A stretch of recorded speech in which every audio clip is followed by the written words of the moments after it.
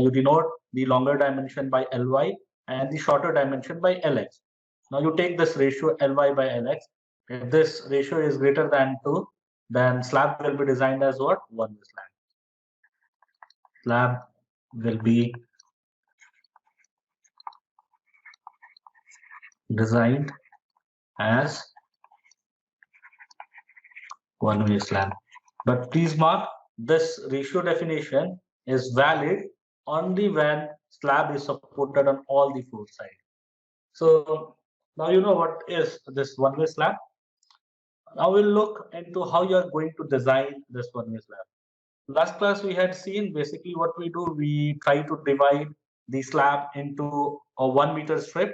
We design for 1 meter strips, and consequently just placing these strips side by side will ultimately give me the entire slab design, you can say. If you know a 1 meter strip, same design can be followed for the further 1 meter strip, so that it makes the slab. So what I will do, I will highlight the procedure which you should follow for one-way slab, okay, design.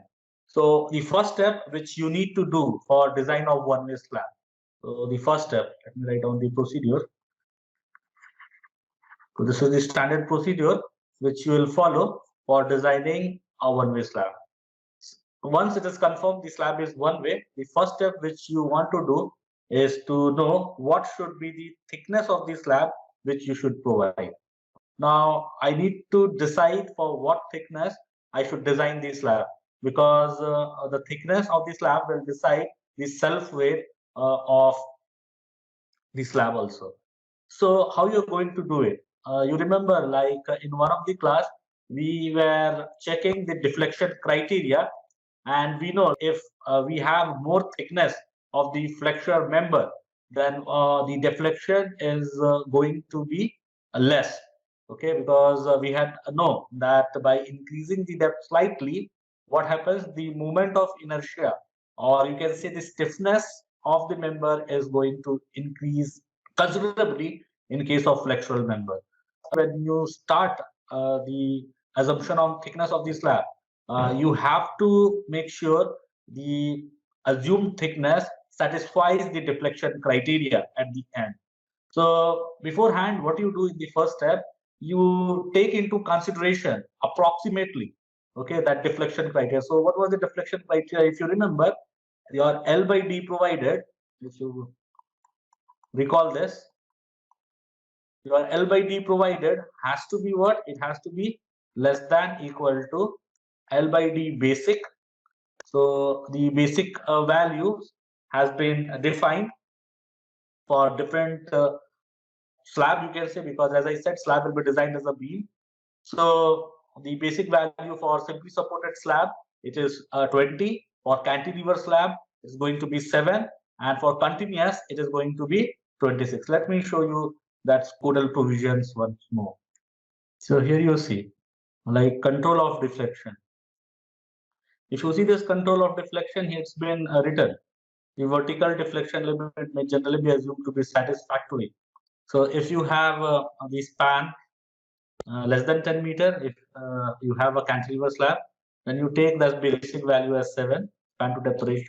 Similarly, simply supported slab or beam, it will be 20, and for continuous, it is 26. So I hope you remember this values for different types of beams or slabs. Now, based on this, so L by D basic, so you know that this basic value has to be modified based upon tension reinforcement. So you multiply this with factor of tension reinforcement, and then further you multiply this with modification factor of compression reinforcement, and you divide this with the modification factor, reduction factor, because of flange. Now, generally, whenever you design a slab, you do not provide compression reinforcement. So if compression reinforcement is not provided, so this Kc value becomes 1. And in a slab, you will not be having any flange. So this Kf value will also become 1. So basically, what you'll find that your L by D provided has to be less than equal to L by D basic into Kt. Now, what you can do whenever you start, what you will do, the depth of the slab, you assume depth of slab by assuming modification factor. Modification factor due to tension reinforcement. So you have to assume some modification factor because of the tension reinforcement. So let me show you that modification factor table once. So how you can assume? So it will be based on your assumption of the modification factor.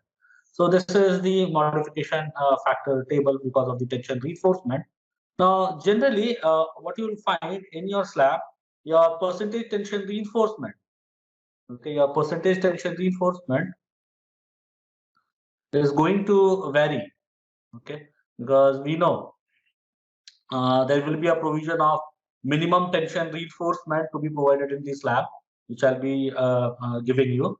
And there will be maximum provision also. The maximum provision is same as that of the beam, that is 4% of the cross-section area.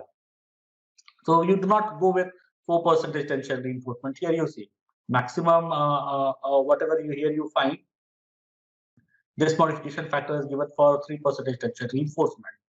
Now, generally in slab, you will find the percentage tension reinforcement is going to vary between, let's say, like, obviously there will be minimum tension reinforcement. It will be 0.12 or 0.15. This is your minimum percentage tension reinforcement. And I'll show you that provision, which is there in code. Minimum percentage reinforcement in slab. So minimum percentage reinforcement in slab is 0.12 or 0.15. Why I have written or? Because this 0.12 is for HYSD bar, and this 0.15 is for your plain bar. Okay, plain MS bar. Right. So you'll be using generally minimum percentage reinforcement in the slab as 0.12 in case of high yield strength reformed bar. And if you are using plain mild steel bar, you'll be using 0.15%. So this provision is actually given in the code. Let me share the screenshot of the code where it is given. So clause number 26.5.2 of the slab, it talks about slabs, and it is writing about minimum reinforcement. As I said, like if you have mild steel bar, plain mild steel bar, then you go with 0.1% of the total cross section area. And if you have a higher strength deformed bar, then this is actually 0.12% of the total cross section area. So we have to remember, in case of mild steel, plain bars, your minimum reinforcement will be how much? It will be 0.15 divided by 100 into B. Generally, the B is taken as what? 1 meter strip. So B will be 1000. Okay, and D, overall cross section area, total cross section area. So I'll be taking D.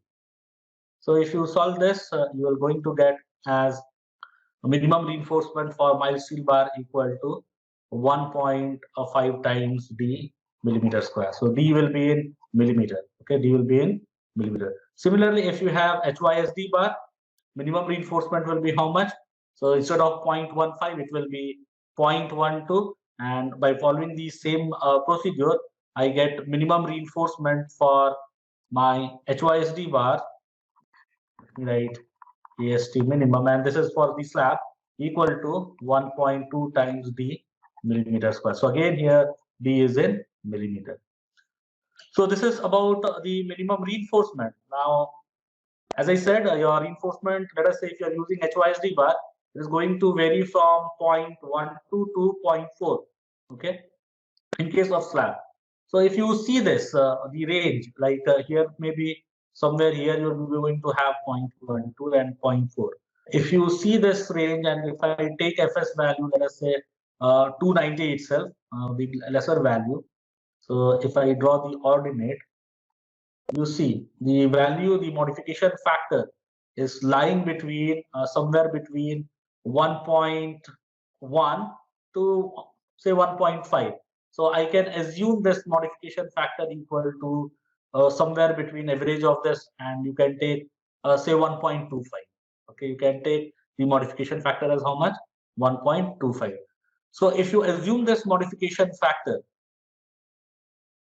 though I'm taking 1.25 on the larger side, you can take 1.2 also, you can take 1.3 also, you can take 1.4 also. So I have written, like, whenever you want to assume the D, that is the depth of the slab with which you are going to design, you have to assume this modification factor. And later when you complete this design, and I'll be doing the deflection check. Okay, so we have to remember, for trial thickness, you assume this modification factor, and based on this assumption, I'll say that you can assume your modification factor K2 equal to say I'll assume 1.25, and this is my assumed value. So if I assume KT equal to 1.25, what you get? So here you see, for simply supported beam or slab. So I'm writing slab because I have designing the slab. For simply supported slab, so here you see L by D provided has to be, let us do equal to, it will have to be equal to L by D basic. So for simply supported slab, L by D is 20 into 1.25. Okay. So if you do this, because KT and KT as a value, you have substituted KC, and KF value is actually 1. So if you do this 20 into 1.25, how much you are going to get? It will be 25. So this value is 25.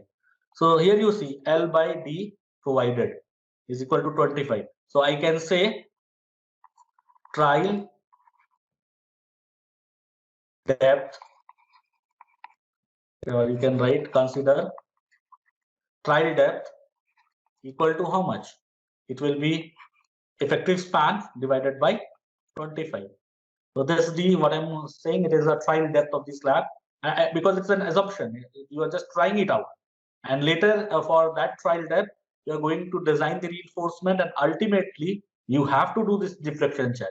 If this deflection check criteria gets satisfied, it means whatever trial depth you have provided is satisfactory. And when we take up the problem, it's going to become very much clear. So here you see, for simply supported slab, what I can do, I can consider trial depth equal to L by 25.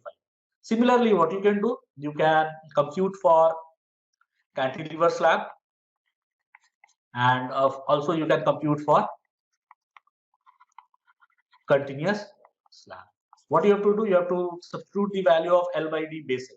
For cantilever slab, it will be 7, and for continuous slab, it is going to be 26. Accordingly, you can get trial depth. So here I have given the trial depth for simply supported slab. So this is the basic. So without going into much detail, like in the procedure, this whatever I have written over here, what you do, you start with, right, trial depth equal to effective span divided by 25.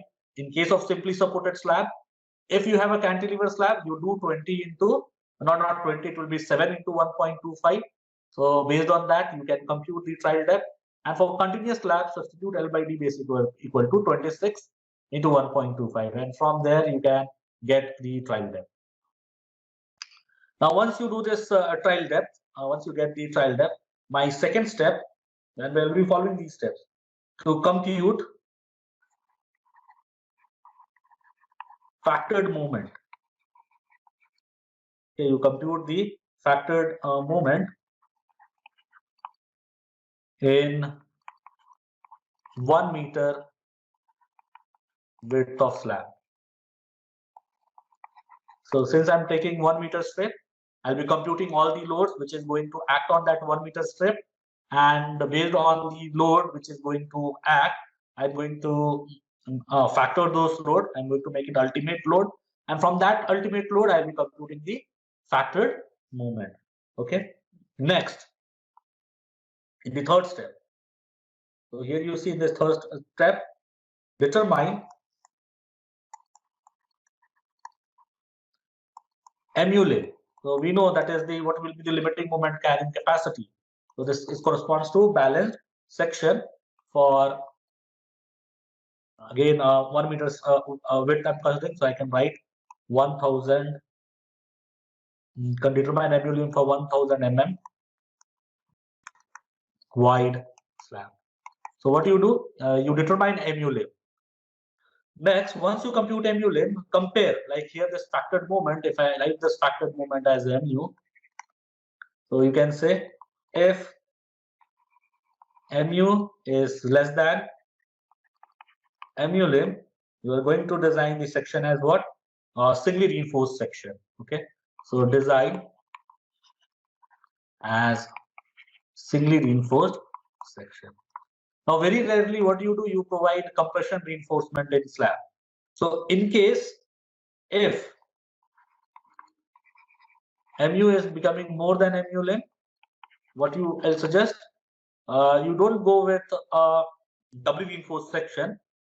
Okay, so normally for residential building or commercial building, unless you have very, very heavy load, or if there is some kind of vibration in the slab, you don't go for the compression reinforcement. Okay, normally, so in general, I write down, okay, if MU is greater than MU lim, and in general, the slab is not doubly reinforced. So DR is your doubly reinforced. So if slab is not doubly reinforced, what we have to do? If MU is becoming more than MU lim, what we have to do? Revise. Increase the depth. Yes, increase the thickness. So revise the thickness of slab. This is what we will do. But you have to be very careful when I'm saying revise the thickness of the slab. You have to take into consideration what kind of load is acting. Suppose if in this slab, let us say there is some vibrating machine. So you know if the machine is vibrating, there will be reversal of stresses. So in case if there is any reversal of stresses, you have to provide reinforcement on both the phases, tension phase as well as on compression phase, because a vibration may lead those phases alternately to make it as a tension or a compression. So you have to be very careful when you take these kind of decisions. So I've written that's why in general the slab is not doubly reinforced. So if MU is becoming more than MU lim, you revise the thickness of the slab. So once you revise the thickness of the slab, again you come to step number 2. If you have revised the thickness of the slab, it means the self weight is going to increase.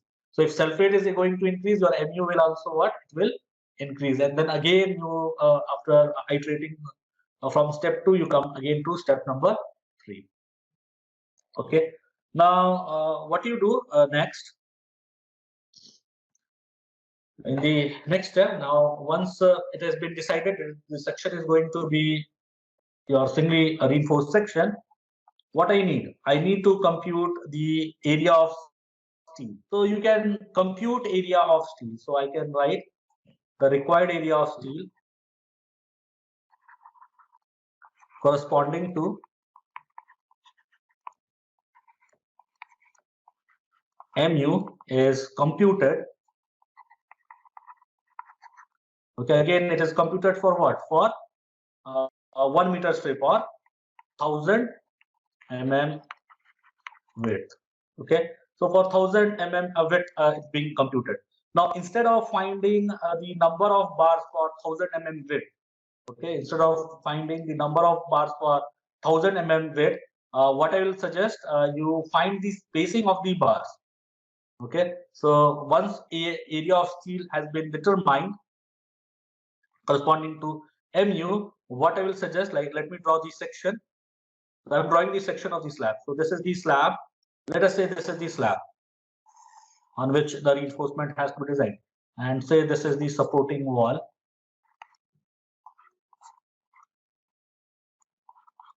What you did, you actually made 1 meter strip like this. You considered 1 meter strip. Now for this 1 meter strip, you have computed the AST value. Now further, if I take one more meter strip, whatever AST you are providing here, same AST will be providing on this side also. Now, rather than finding number of bars in this 1 meter strip, what you do, you compute the spacing of the bar. Like say, if this is the bar, this is the bar, this is the bar, this is the bar. So I would like to know what is the spacing. This the same spacing. What I can do, I can provide here also. Okay, I can provide with the same spacing. Same spacing is going to continue.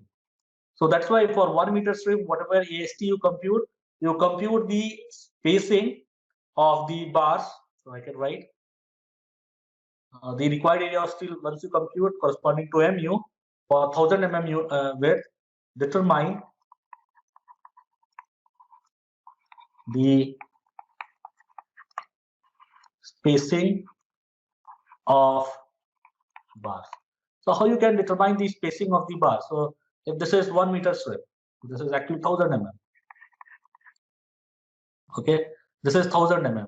And if I want to know number of bars, okay, if I want to know number of bars, so basically number of bars will be how much? How you are going to compute number of bars? You will take AST divided by pi by 4 into diameter square. So this is the diameter of the bar which you are going to use in the slab. Okay, so this is the diameter of the bar which you are going to use in this slab. And when you are selecting this diameter of the reinforcing bar, you have to see the provision of the code. So this diameter, this is the diameter of reinforcing bar in slab. So you have to make sure whatever diameter you provide, it is as per the restriction on the maximum diameter which you can use on the slab. Okay, so it's not like, let us say if this is 75 mm thick slab, okay, let us say if this is 75 mm thick slab, and you say that you are going to use 32 mm diameter bar. If you use 32 mm diameter bar, how you are going to provide sufficient cover to it? Like if you are using, let us say, if this is 32 mm diameter bar, here, like suppose if you have moderate exposure condition, so this cover has to be 30 mm. This cover has to be 30 mm. Now this is 32. How it is possible? You cannot do that. So you will see that what code has suggested. It is suggested for the selection of the diameter of the bar, whatever diameter of the bar you select, this diameter of the bar you select has to be less than equal to whatever is the maximum diameter recommendation as per code. And here it's been given. Here you see in clause number 26.5.2.2, you can see maximum diameter. And what it is written, the diameter of reinforcing bar shall not exceed 1/8 of the total thickness of the slab. It means that this diamax is actually what? Equal to 1/8 into thickness of the slab D. So if D is the thickness of the slab, then 1/8 into D. So you have to make sure whatever phi you provide, the diameter of reinforcing bar in slab, it has to be less than equal to 1/8 the thickness of the slab. So here I have given like you can compute number of bar using this formula, n equal to AST divided by pi by 4 into dia square. One more way with which you can actually compute is because I want to formulate one expression with which you can compute spacing directly. So one more way would have been, like it is a 1 meter strip. So in 1 meter strip, if S is the spacing of the bars, if S is the spacing of the bar, your N will be actually 1000 divided by S. Now what I will do, I'll equate this both expression because the same number of bar has to be there.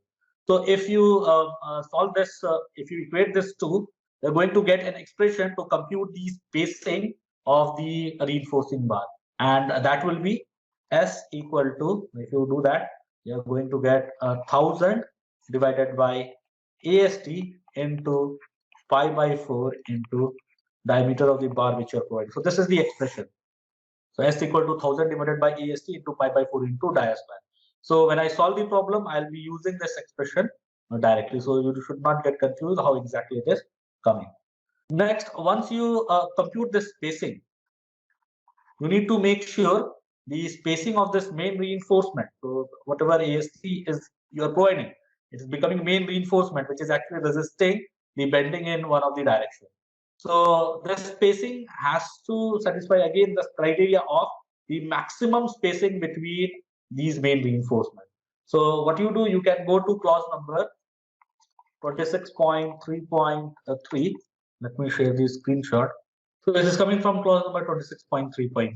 Okay, I have not captured, and it is there in page number. If you want, you can note down. It is there in page number 46. And if you see main reinforcement, so this is important. Main reinforcement bar, that is which is going to resist the bending. That is your main reinforcement. That is saying that the horizontal distance between parallel main reinforcement bar shall not be more than 3 times the effective depth of solid slab, or 300 mm, whichever is less. So you need to make sure whatever S you compute, it has to be what? It has to be less than or equal to maximum spacing between parallel main reinforcement bar. Okay, maximum distance between parallel main reinforcement bar. And what is this S max? It is actually, I can write down like this, minimum of 3D, comma 300 mm.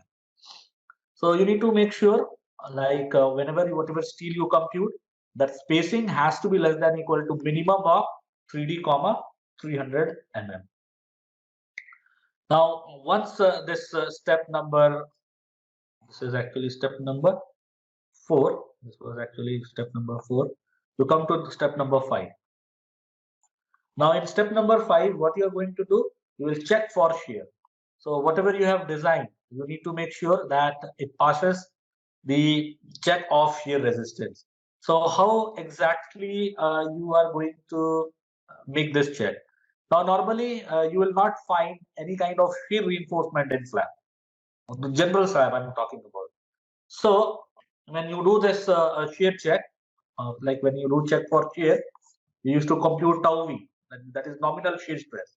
And how you used to compute this nominal shear stress? So tau v used to be the shear force which is going to come divided by B into D. Now this B, basically we are doing it for 1 meter strip. So this B is actually 1000. Okay, once you do this, you need to compute the shear strength of the concrete. Okay, so shear strength of concrete, the design shear strength of the concrete, tau c. Now here you please observe, like when I write design shear strength of the concrete, it is basically written like K into tau c. So you know how to compute tau c. This tau c you compute, or you actually compute it from table number 19, based upon percentage tension reinforcement. Okay, so table number 19, I've written tab 19. So from table number 19 of ISO 562,000, you compute this tau c based upon percentage tension reinforcement you provide. But here you multiply with one factor which is given for solid slab, K. So let me share that screen. As I said, you generally compute tau c from here, table number 19. But if you see this provision over here, for solid slab, clause number 40.2.01. Okay, for solid slab, the design shear strength for concrete shall be tau c into K. Now, the value of K has been given. The value of K has been given to you here. So it is based upon thickness of the slab.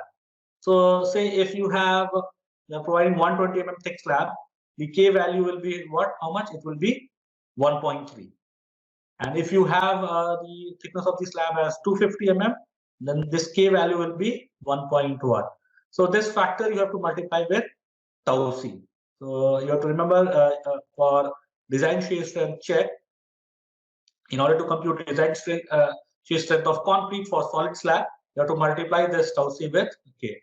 So this is why I have written here K into tau c. And let me write, okay, it is K into tau c. So this tau c is coming from table number 19, and this K value is coming from clause number 40.2.1.1. Clause number 40.2.1.1. Okay, and let me write this as tau dash c. If you find the nominal shear stress tau V. Okay. So first thing is what I have always mentioned, when you compute this tau V. Okay, if you compute this tau V, you have to make sure this tau V is less than tau C max. This check you have to always do. And if this is not satisfying, it means you have to increase the thickness of the slab.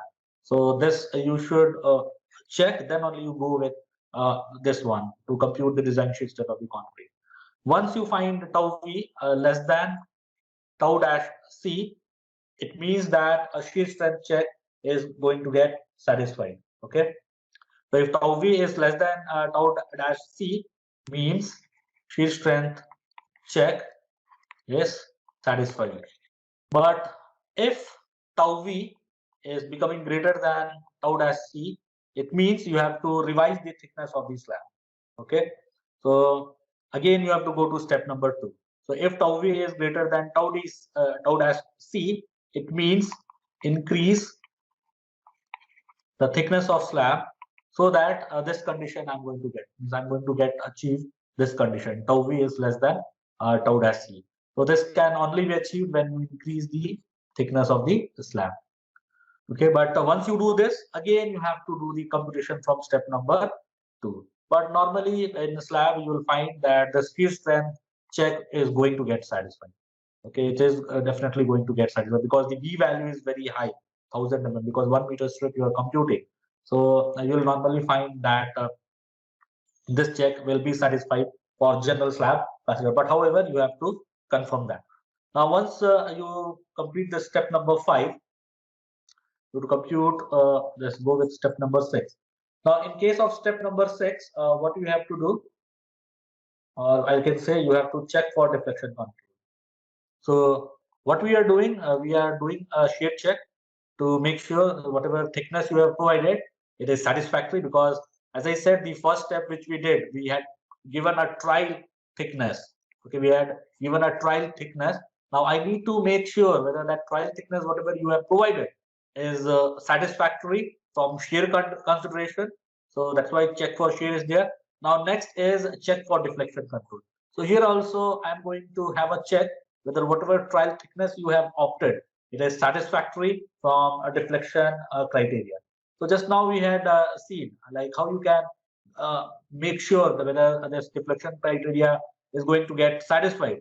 So whatever L by D you have provided, so L by D provided, because you know what is the D which you have provided, you can compute that. You need to make sure that this is less than equal to L by D basic. So you know, again you are knowing it, what is the L by D basic based on the type of slab you have into KT. Now this KT you are going to actually compute based on AST which you have computed. So you had already computed AST. If you remember in this step number 3, area of steel. So once you compute this area of steel, it means AST you are knowing. Now based on that AST, you can compute KT. So you have to satisfy this criteria. L by D provided is less than equal to L by D basic into KT. KC and KF I have not written because those value is going to be 1. So you have got this check for depth. Once this is complete, there is final step number 7, and this step is actually to go with the secondary reinforcement. Last class we had discussed about secondary reinforcement. I gave you 3 reasons why you generally provide this secondary reinforcement. This secondary reinforcement is also called as distribution steel.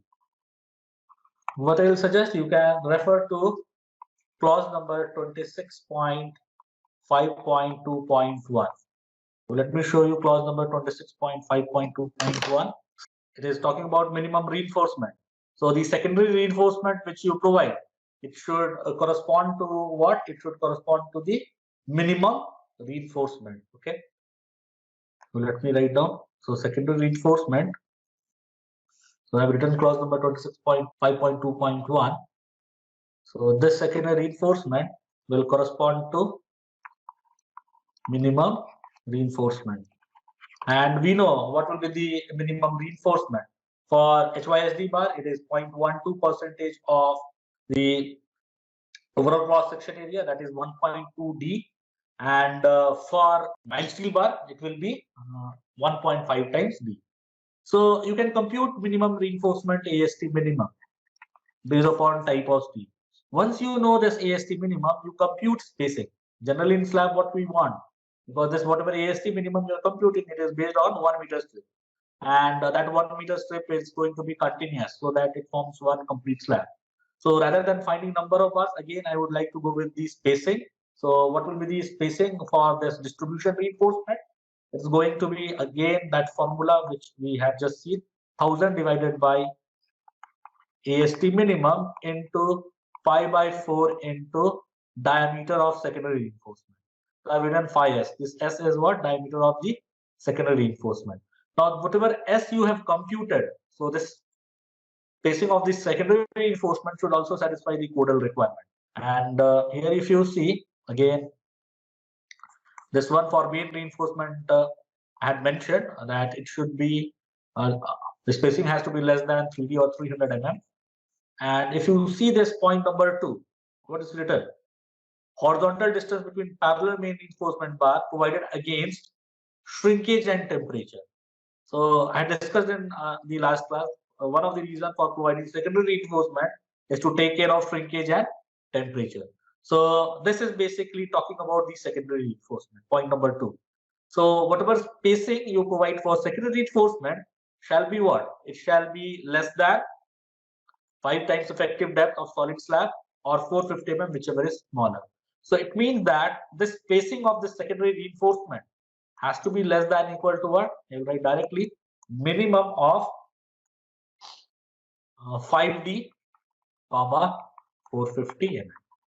For main reinforcement, it is 3D, 300, but for your secondary reinforcement, it is 5D, 450 mm, whichever is going to be less. So this is the spacing. So if you have followed these 7 steps, what we'll do, we'll now try to solve one question in which we'll implement these 7 steps to design one-way slab.